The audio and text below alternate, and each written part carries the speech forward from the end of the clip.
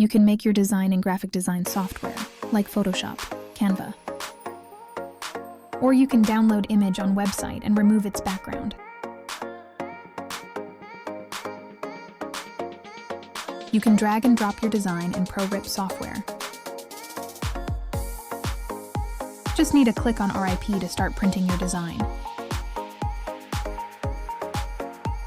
It is printing the design onto transfer film. Spread powder. Cure print in an oven. Heat press onto a t-shirt. Peel off the film. A perfect t-shirt is completed.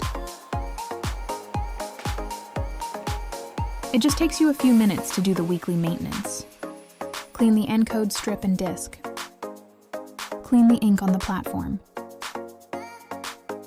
Clean the ink around the capping station. Clean the ink under the print head.